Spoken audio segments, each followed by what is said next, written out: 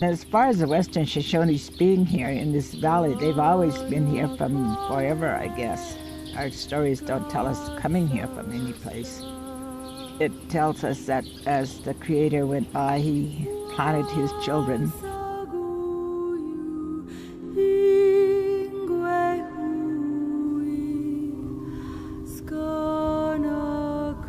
We've heard that from the time that we were little. It's Western Shoshone land.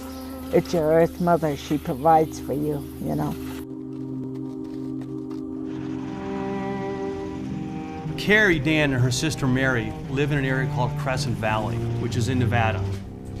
They've lived in that land for generations and generations, for what's called time immemorial.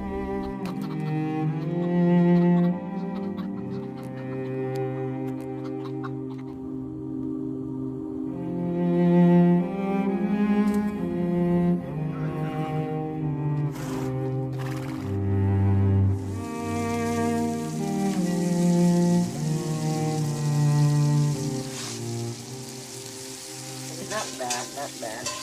It's buckaroo brown. The reason we called this press conference is to confirm title in over 60 million acres of land that belongs to the Western Shoshone Indian Nation.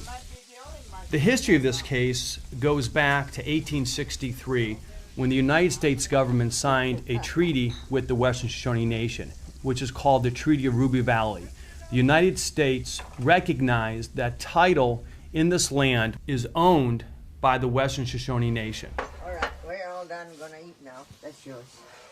The Dans were fortunate enough that their father had homesteaded this property and had enough foresight to actually get private property. But you gotta understand that in the West, your base property is worthless without the ability to use the surrounding range. So that's where the dispute is. This valley, mountains around here, that's all part of the traditional range of the Dan family. Up to 1973, you know, we never had problems with our neighbors. I think we have coexisted peacefully with them. And that was what the Treaty of Ruby Valley was about. It's called peace and friendship. The treaty is essentially an agreement on the part of the Western Shoshone to share their homelands. Now, in the years following the treaty, the U.S. government began to treat these lands as belonging to the U.S. and not the Western Shoshone.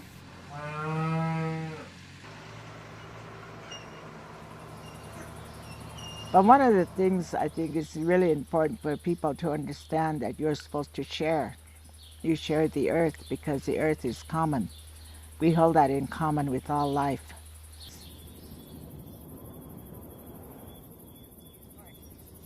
In 1974, the United States sued Mary and Carrie Dan for trespass.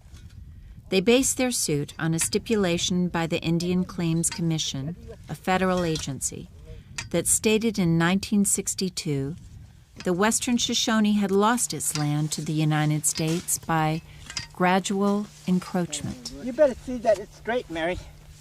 The Western Shoshone were not permitted to testify, and the Treaty of Ruby Valley was never mentioned. Good enough. Are you sure? Are you sure? So, the U.S. government in 1979 claimed that the Shoshone people had lost title to their land through gradual encroachment of U.S. settlers and were entitled to $26 million for the 24 million acres of their Aboriginal territory. All except for that one post on there. I don't know what kind of eyes you got, but looks straight to me. It's a post, all right. Now, when Mary and Carrie Dan made it to the Supreme Court, they wanted to talk about how this title was legally transferred from the Shoshone to the U.S. The Supreme Court looked at the fact that the Secretary of Interior had accepted this award on their behalf and said, well, it's clear that the Shoshone people have been paid, therefore they have no right to come before this court and argue that they have title to these lands. Good enough. So, and you have the government taking money out of one pocket and putting it into another pocket and stating that justice has been done and the Shoshone people have spoken. The land is very important to us. It is very sacred to the Western Shoshone people. It represents life, and to take our land is to take our life. And I find it quite appalling that a country like the United States is legitimizing the theft of the Western Shoshone land.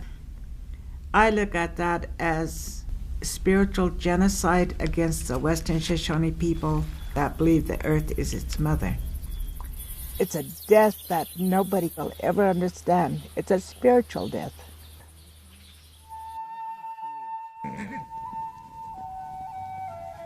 Grandma always had horses, quite a bit of horses.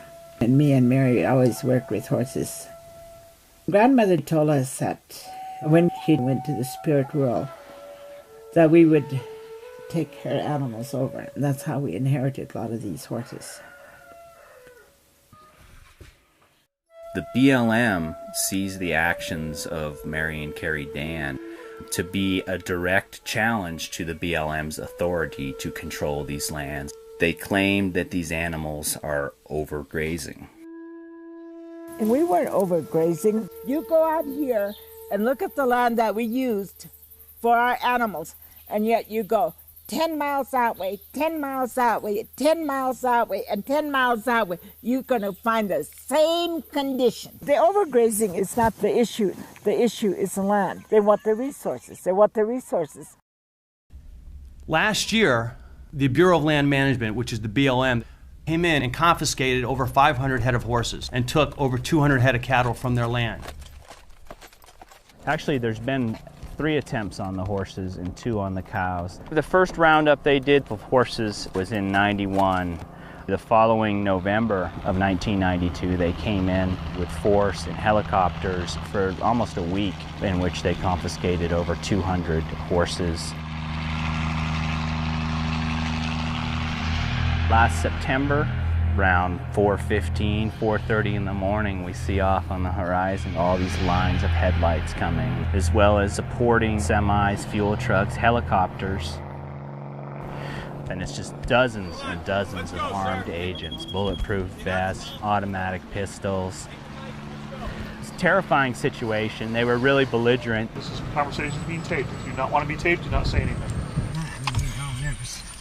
Don't get nervous. Here the government was, my own government, coming in heavily armed to take people's sustenance from them. It's exactly what you're doing here. You're stripping us of our dignity. And I think that's wrong. I think that's totally wrong. And now this very same government, who ostensibly has a treaty of peace and friendship with this people, comes in here at gunpoint to take their animals. I demand for you to show us, your superiors, or whoever it is, to show us documentation of Western Shoshone land transfer to the United States of America. And when you do that, then you have that authority to block us. And then a few months later, the United States comes back out and takes over 400 head of horses. Horses that had lived on these lands for as long as the Dann family can remember. Many of these horses had just had babies or were carrying babies. It's cold, there's less food out there in the wintertime, and that was made clear to the BLM that this is not the time you should come and do a roundup. You're going to lose horses.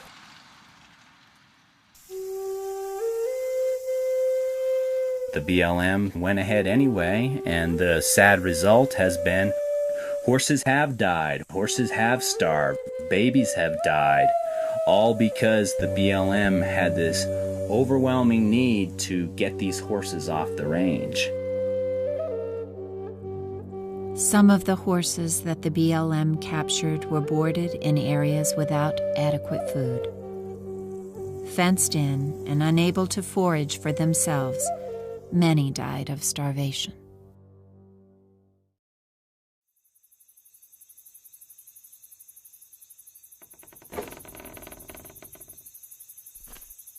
Mary and Carrie Dann went from being renters, mothers, aunties, to being forced into being human rights activists because the United States government wouldn't leave them alone.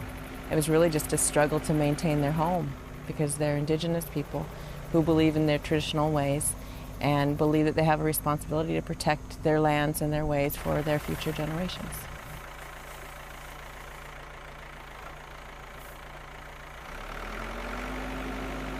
Now you may ask yourself, why would the United States government come in and raid a ranch that's owned and operated by two Western Shoshone grandmothers that have lived there in this land since time immemorial?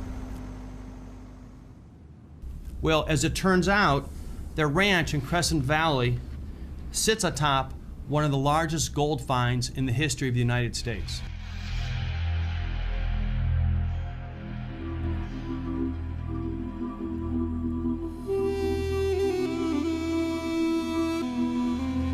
Just 2 or 3 months after the horse roundup in February of 2003, Cortez Gold, it was front page, top fold of the local paper, striking gold, all in big gold letters. And Cortez was claiming that it had found one of the most significant deposits of gold. Where? Right there where those animals had been removed.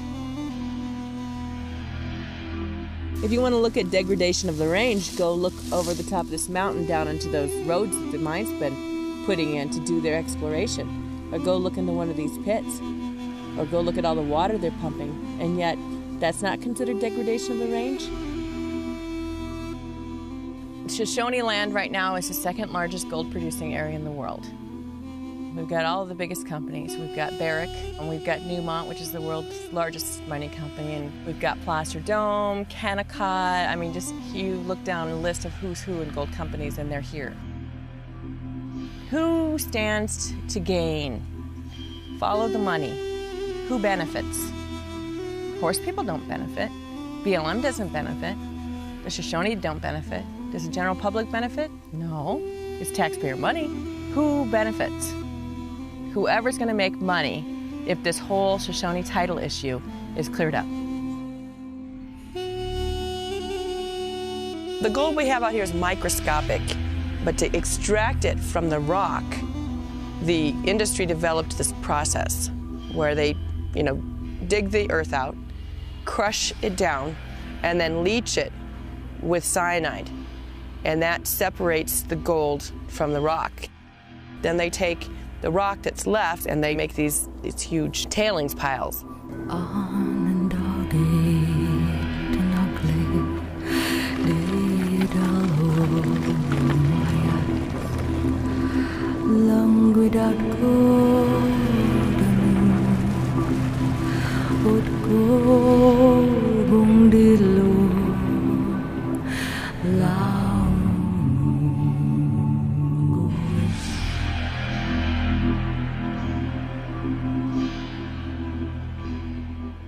This microscopic gold is underneath the water table.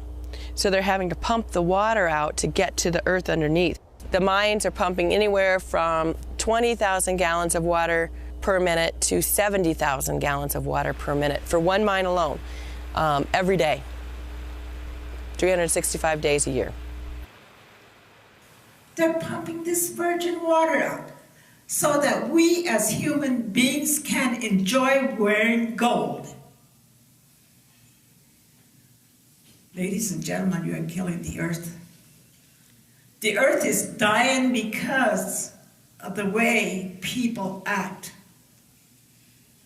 You as consumers, they as producers of gold. And we as indigenous people, we're yelling, stop that, you're killing our mother. Who's going to hear us? Stop that, you're killing the earth. You're killing the mother of all life, for God's sakes. Can't you wake up and listen to what we're saying to you? And let us treat this earth with tender love and care, because it is our only mother.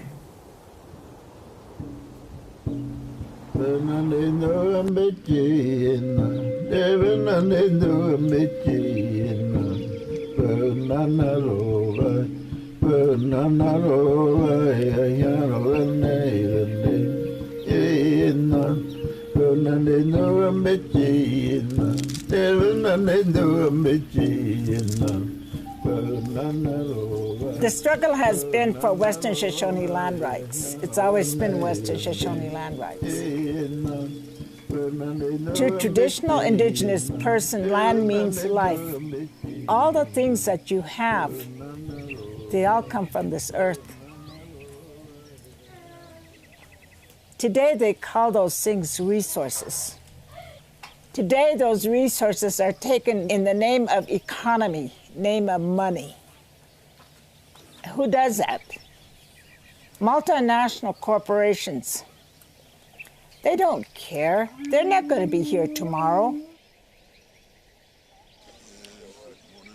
And what do these companies care about the children of these children? They don't care. Because they'll be gone. Soon as they take the resources out, they will be gone. Let's give honor to our sisters that have stood and fought long and hard and is still fighting. Because as long as we have breath, there is still hope for us. And that's why we're here today. That's why I'm here, to support my sisters that have been on the battlefield for so long. 80% of the gold goes into jewelry. 80%. Anytime you men buy gold for your wives, you think about that. The destruction that's happening to the earth in the name of gold.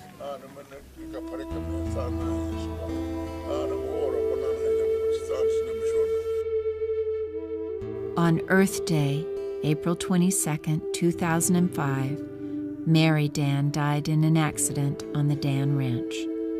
She'd been out repairing fences. She died as she lived, with her boots on and hay in her pockets.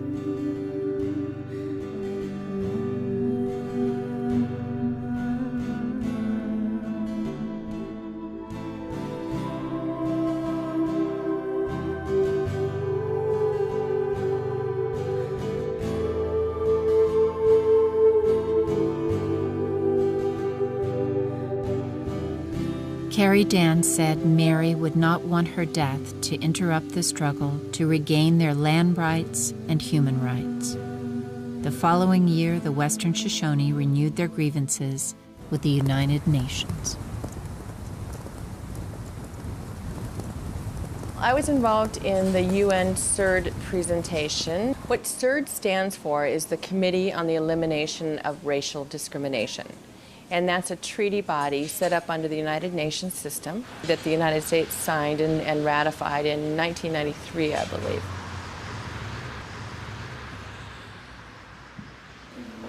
We think the Shoshone people have legitimate grievances. There's an old Roman law, I believe, where there's a wrong, there must be a remedy. And no country, no matter how great or progressive it is a perfect society. There are always elements of ethnic and other kinds of racism or discrimination, and we bring the attention of the party to remedies in terms of the obligations they have voluntarily assumed under the convention. And they rendered a full, formal, urgent action decision against the United States, urging that the United States immediately freeze, desist, and stop from any further actions against the Western Shoshone people, any further legislative efforts to privatize their lands, and to immediately initiate dialogue with the Western Shoshone.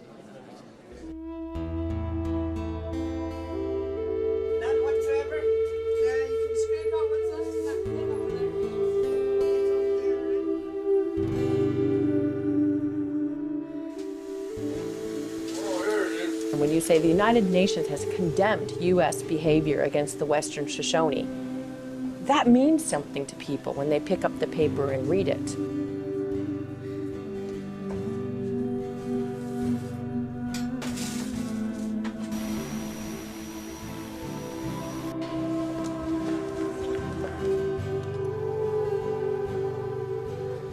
Hello, Charlie and little Julie. Came home finally. They sent me After we heard the decision from the third, I was very pleased about it, very happy about it.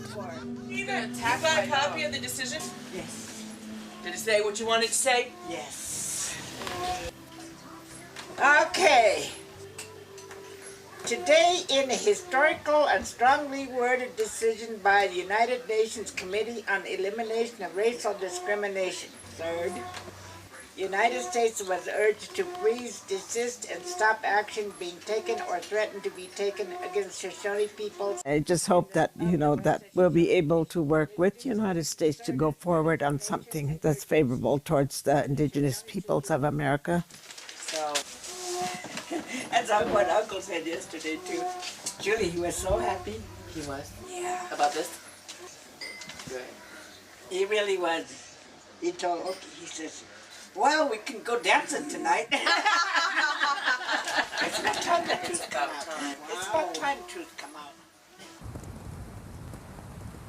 The Western Shoshone case is a very important case for the indigenous movement worldwide, and the Dan sisters in particular have been very inspirational. They've won the moral battle. The U.S. has its legal maneuverings that it can make within its own domestic system, but when it comes to judging these actions against fundamental human rights standards, the Dans and the Western Shoshone people are the ones who are right.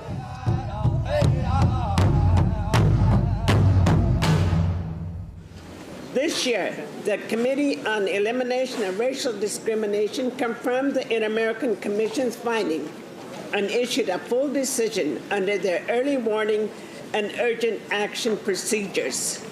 We were very pleased that these bodies have recognized the wrongs that the government is committing against our people and other indigenous people.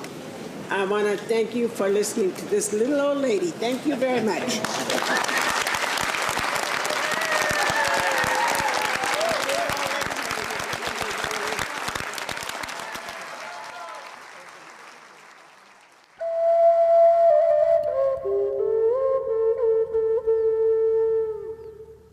Are you ready to dedicate ourselves to the next generations to come?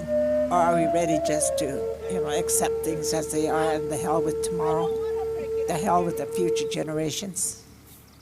And that is one of the reasons why I try so hard to protect the rights of the indigenous peoples all over the world, because they're the one that's still related to the earth, they're still close to the earth, and they do care.